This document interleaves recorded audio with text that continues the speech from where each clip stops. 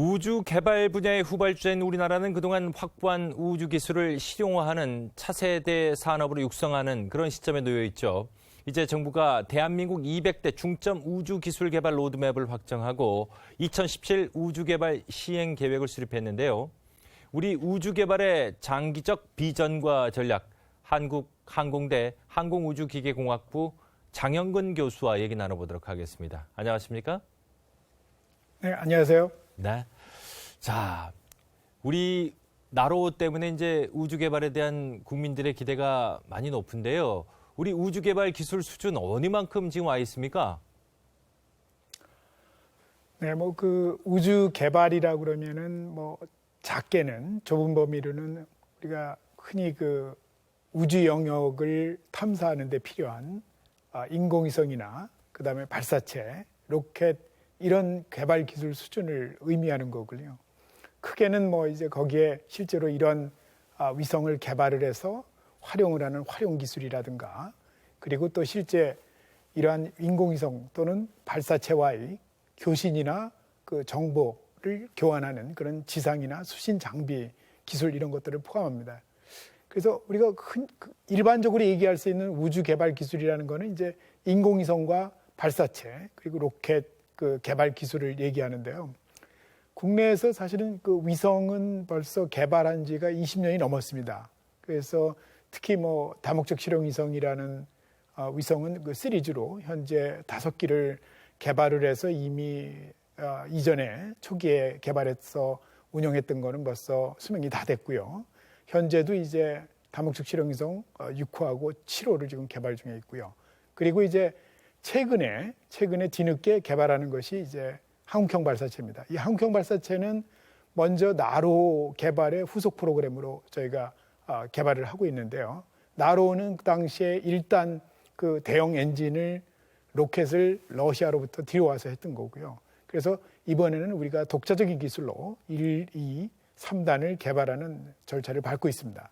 근데 이제 그 개발 기술 수준을 보면 실질적으로 이제 위성은 상대적으로 20년 이상 개발했기 때문에 우주 선진국 수준의 100%까지는 아니더라도 우리가 그래도 상당히 많이 근접해 있다. 그래서 일부 지원 요소를 빼고는 우리가 독자적으로 개발할 수 있는 능력을 갖췄다고 보고요.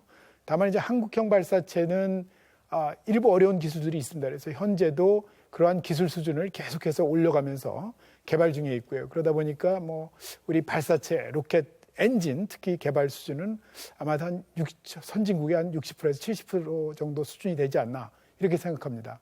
네. 어찌됐건 우주로 쏘아 올려야 되기 때문에 이 발사체 기술 매우 중요한데 아직 지금 60-70% 수준이고요. 이번 우주 기술 개발 계획은 우선적으로 독자 개발이 필요한 중점 기술을 선정해서 확보한다는 방침이지 않습니까? 현재 가장 독자 기술이 시급한 기술 어떤 분야를 꼽을 수 있을까요? 일단은 국내 정부에서 우리가 이제 우주 개발 중장기 계획을 마련해 놓고 있고요. 이게 이제 최대로 이제 앞으로 2040년까지의 국내 우주 개발의 기본 비전을 좀 제시하고 있습니다. 그리고 그 계획에 따라서 우리가 지금 현재 다양한 유형의 인공위성 그리고 이제 발사체 이런 것들을 지금 개발을 하고 있고요. 이런 인공위성과 발사체를 개발하는데 핵심적인 요소가 뭐냐면은 충분한 기술이 있어야겠다. 독자 개발을 위해서는. 그래서 정부에서 쉽게 말씀드리면 이러한 임무를 달성하기 위해서 필요한 기술들이 뭐냐. 그래서 수요 기술을 우리가 조사를 했고요. 그 기술이 약 한 754개 정도를 저희가 선정을 했고요. 그리고 이제 실질적으로 여기서 우리가 시급성이라든가 경제성 그리고 이제 중요성 이런 것들을 고려해서 진짜 우리가 시급하게 필요한 기술들이 뭐냐. 그래서 이제 정해놓은 게 약 200여 개입니다. 그래서 우리가 200여 개 기술을 우리가 반드시 먼저 중요한 전략적으로 획득해야 되는 기술이다 이렇게 돼 있고요.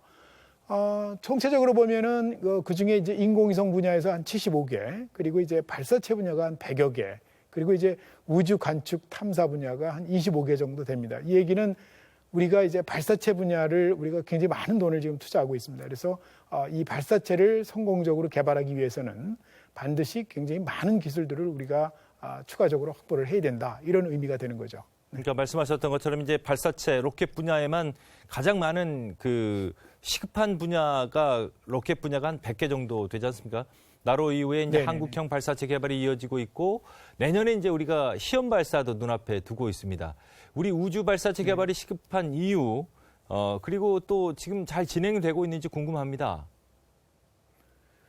우선은 원래 이제 올 말에 아니죠. 그러니까 이제 올 말에 시험 발사체를 발사하려고 그랬어요. 시험 발사체라는 건 현재 우리가 이제 그 인공위성을 우주 궤도에 올리기 위해서는 굉장히 대형 로켓이 필요합니다. 그래서 75톤 엔진을 현재 개발 중이고요.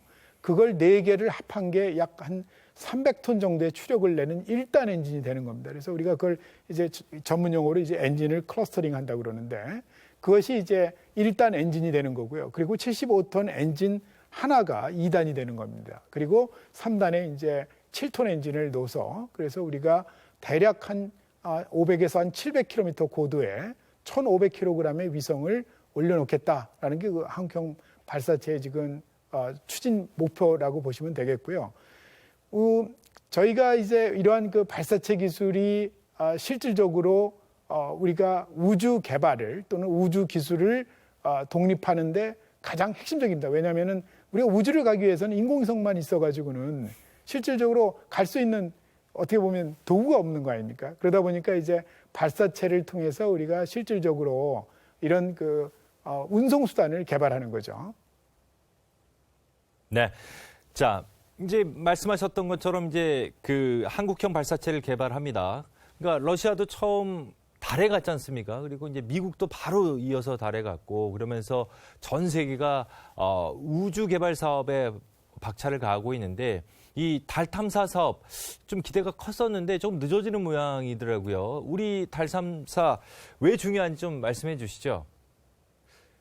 우선은 사실 이제 현 정부에서 국정과제로 이제 그 우주 기술 그 확보를 통해서 우리가 우주 강국으로 도약하겠다라는 그 과제를 정했고요.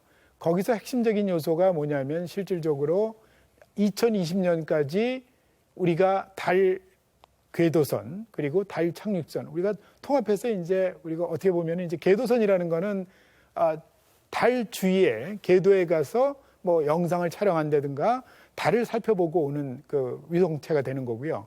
착륙선이라는 거는 아예 달 표면에 착륙을 해서 우리가 원하는 샘플을 채취해오거나 우리가 원하는 임무를 수행할 수 있는 게 이제 착륙선입니다. 그래서 이러한 궤도선과 착륙선을 개발을 해서 2020년까지 우리가 발사를 해서 이제 달 탐사를 시도하겠다라는 게 원래 이제 목표였고요. 이를 위해서는 현재 가지고 있는 현재 개발 중인 한국형 발사체가 3단으로 구성되어 있습니다. 여기에 이제 그 상단 로켓을 하나 더 추가해서 그래서 달 궤도까지 이 발사체의 마지막 단이 이러한 궤도선과 착륙선을 몰고 달 궤도까지 갈 수 있도록 하는 그런 것이 이제 달 탐사 사업입니다. 근데 이제 말씀하신 것처럼 우리 시험 발사체가 불행히도 이제 원래 올 말에 발사하려고 그랬는데 이 시험 발사체는 뭐냐면 75톤 엔진을 개발을 해서 75톤 엔진의 성능을 검증하는 겁니다. 그러니까 시험 발사를 통한 검증이죠. 그러니까 이것을 하려고 그랬는데요. 그리고 2단에는 이제 모캅이라 그래서 이제 실질적인 엔진이 아닌 그냥 이제 구성품만 달린 그런 엔진을 놔서 어떻게 보면 2단 발사체처럼 해서 이제 발사해 보겠다. 이런 게 현재의 목표입니다. 그런데 이제 실질적으로 이것도 이제 개발하다 보면은 엔진뿐만 아니고 실질적으로 하나의 발사체 시스템처럼 개발을 해야 됩니다. 그러다 보니까 이제 생각보다 시간이 굉장히 많이 걸릴 수밖에 없는 거고요. 그래서 결국은 이제 정부에서 현재 한 10개월 정도 지연되는 거로 지금 현재 결정을 했고요. 뭐 이 시험 발사체의 지연이라는 건 궁극적으로는 이제 아마 우리가 2020년에 발사를 목표로 하고 있는 한국형 발사체의 발사 지연하고 이제 연동이 될 수밖에 없는 겁니다. 기술적으로. 그럴 수밖에 없는 거죠. 왜냐하면은 이것을 여기에 우리가 시험 발사체를 내년에 발사한다고 그래도 여기에는 굉장히 많은 인력과 기술이 투입이 돼야 됩니다. 그렇기 때문에 이제 실질적으로 그 다음 후속으로 우리가 개발하는 한국형 발사체도 자연적으로 이제 이렇게 연기가 될 수밖에 없는 거고요.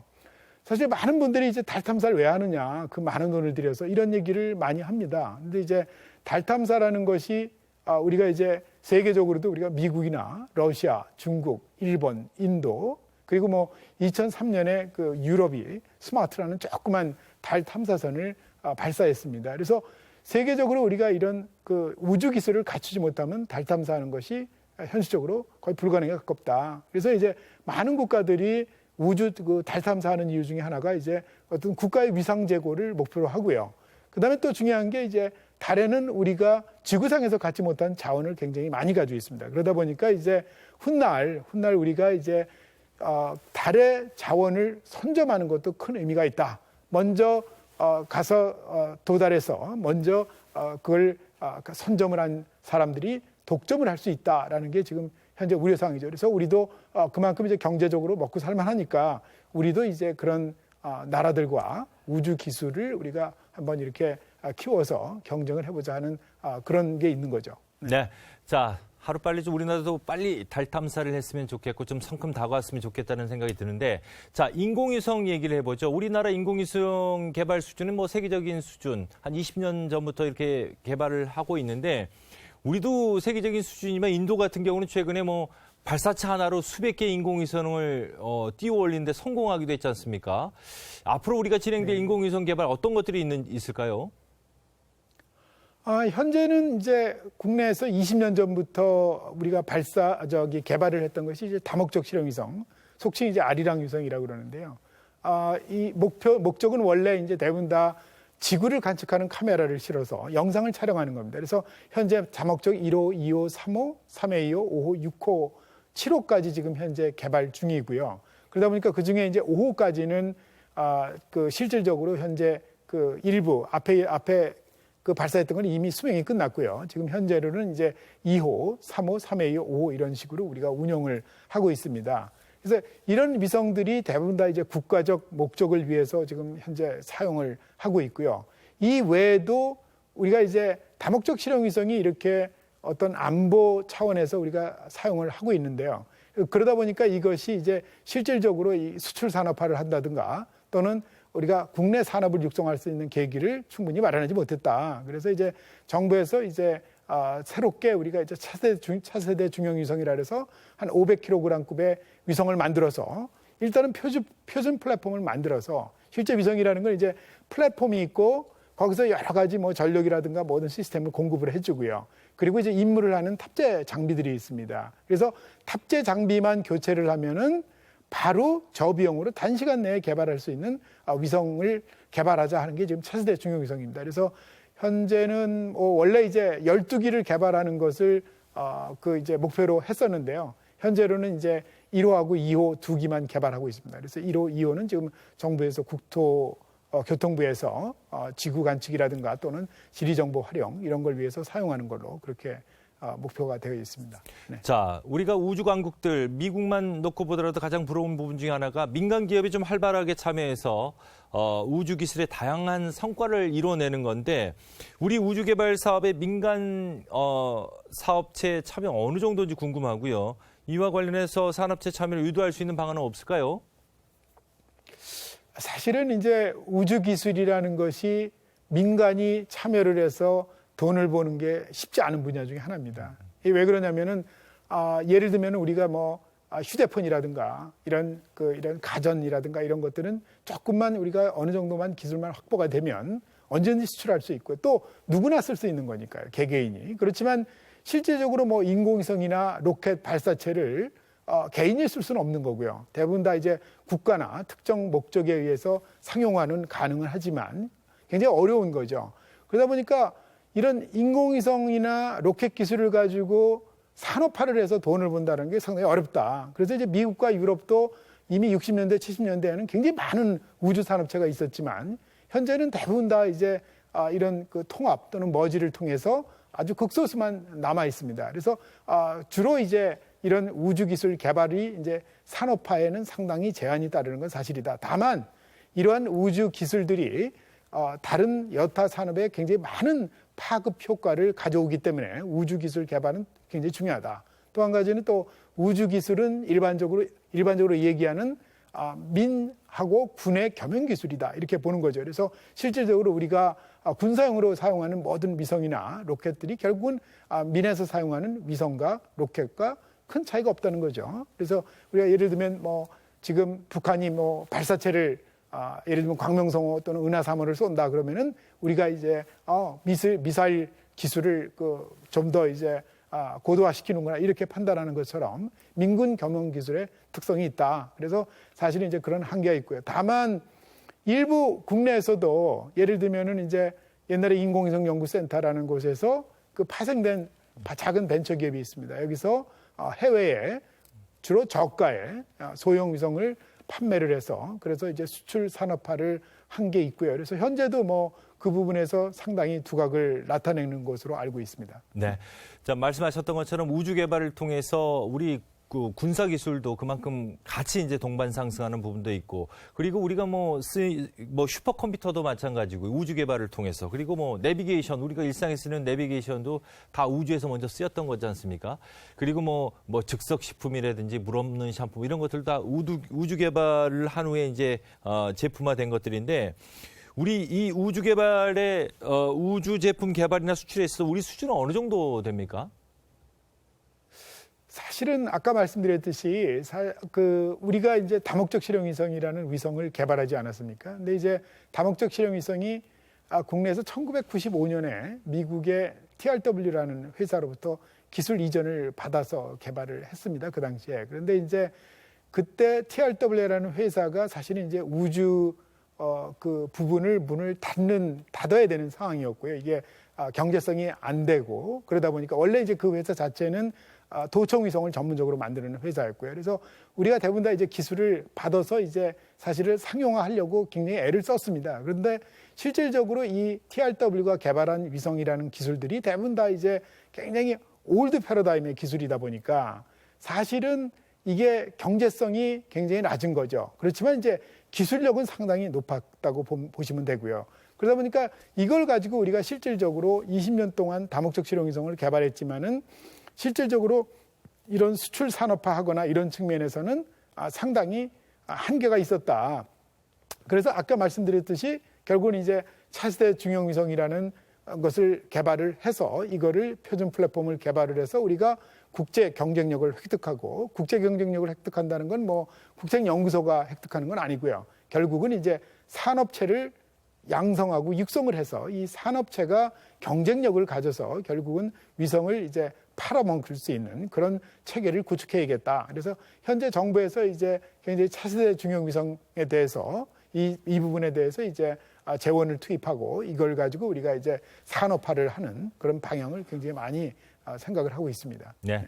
자, 4차 산업혁명의 화두로 인해 인재 양성 개발이 한창이지 않습니까? 우주 전문가 양성이야말로 우주 개발을 선도하는 길이 아닌가 싶은데, 교육 현장에서 느낀 우주 개발 인재 양성의 중요성 어떤지 마무리 말씀 부탁드리겠습니다. 사실은 우리가 이제 과학기술 분야를 보면은요, 사실은 제일 핵심 요소가 사람입니다. 결국은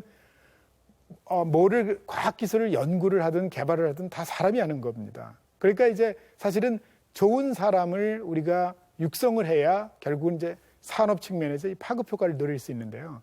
그래서 정부에서도 우리가 이제 그 우주 산업, 어떻게 보면 우주 경제를 활성화할 수 있는 방안이 뭐냐?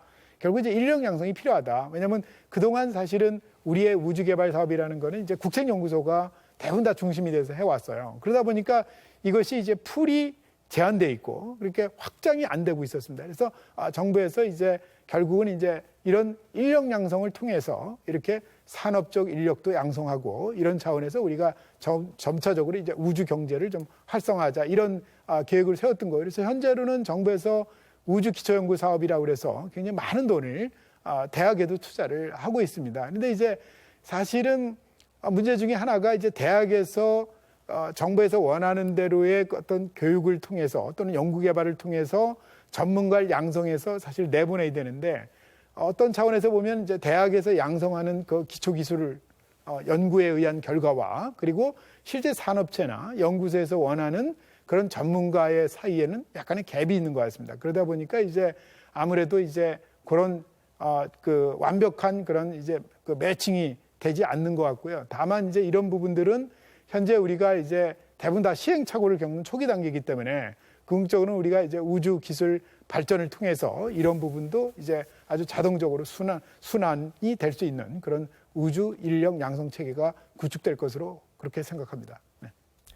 네, 우리의 우주의 역사는 인류의 끝없는 도전의 역사라고 해도 과언이 아니죠. 그 역사의 한 페이지에 순수 우리 기술이 등재될 날이 하루빨리 도래했으면 좋겠습니다. 지금까지 한국항공대 항공우주기계공학부 장영근 교수와 함께했습니다. 오늘 말씀 고맙습니다.